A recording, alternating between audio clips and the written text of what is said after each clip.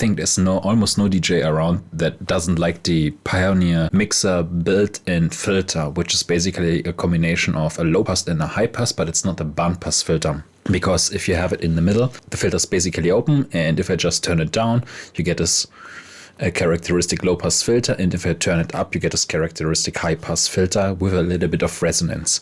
And I just thought, wouldn't that be cool to integrate this into my DAW just as an effect so that I can have it? And therefore I thought maybe I can just recreate the same thing with stock plugins, or at least Max for Live plugins, without getting any VSTs or anything else involved. And so that's what I did. So let me just show you here what I've got in my DAW. I'm using the cheapest, most rotten MIDI controller I could find, which just a few knobs are working, and I'm anyhow just using one knob, which is this one. And this knob basically is controlling two filters, so the low pass and the high pass. So let us just talk about the requirements, what needs to be implemented, and then I will show you how I've done that. Pretty simple with Max for Live. In the middle, I want to have the whole signal to go through, obviously. So therefore the low pass and the high pass should pass the main signal. And if I just turn it down, you see to the left the low pass is going down, and I adding a little bit of resonance, and almost it goes to not zero, but at least some stuff is going through, having this nice Daft Punk style low pass effect. And if I go back again to the middle, again I just get the full signal. But if I turn it up, the same thing is happening with the high pass, so I have this nice high pass effect just with one knob movement. And the way how this is working, I just added here another MIDI track, and this MIDI track is hosting this Belay Grid function Max for Live effect. How this is basically 4 functions. All of them, all the function in, I have mapped to my slider. So the slider is controlling the function in, if you see this. Just focus from left to the right. The low pass filter, what is happening? I want to have it in the middle, and when I have it in the middle, up to the up, it should be basically maximum, right? So the out should be maximum. But just from middle to low, I want to control my filter, and so therefore I am mapping this value to my low pass filter's frequency. Okay? Then second function, check here the resonance. If I go from 0 to the middle, and like if I'm moving around the low pass filter, I want to have some resonance, but if I reach almost the middle, I want to have the resonance going down, because if the filter's in the middle, I want to have the clean signal. And the same is happening, or more or less the same is happening with the high pass filter.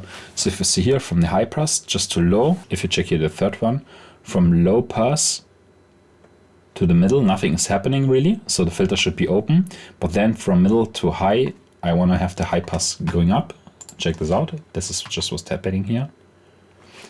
And then again, I have here a characteristic high pass resonance.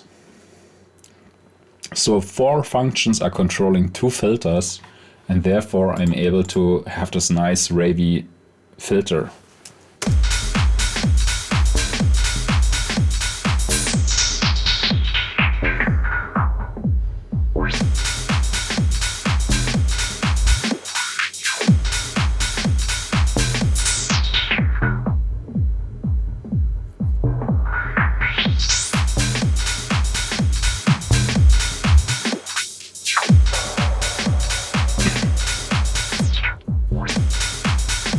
For me, it was more about getting the idea how this filter is working, but for the guys that are even nerdier than I am, check out what the filter is actually doing. So therefore, I just recorded some white noise, and by definition, the white noise should be equal in frequency.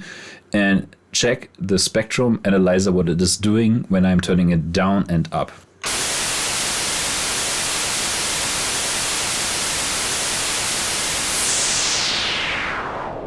What you've seen is that there is an increase of 6 dB, almost around 6 dB, which is the resonance of the filter that kicks in.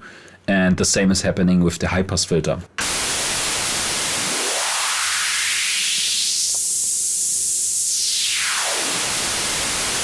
Since we now got the system, we can also pimp it, right?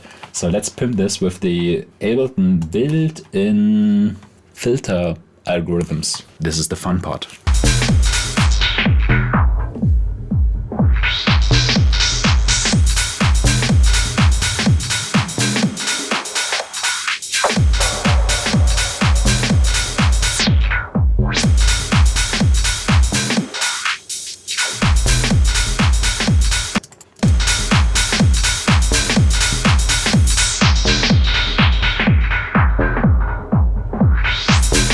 Marvelous. I hope you like it. I hope you like the idea, and I hope you like my channel. So please give me a like and talk to you soon. By the way, before you're asking what kind of track this was just a rave session I was recording, and maybe I should release this kind of stuff. Let me know what you think about this as well.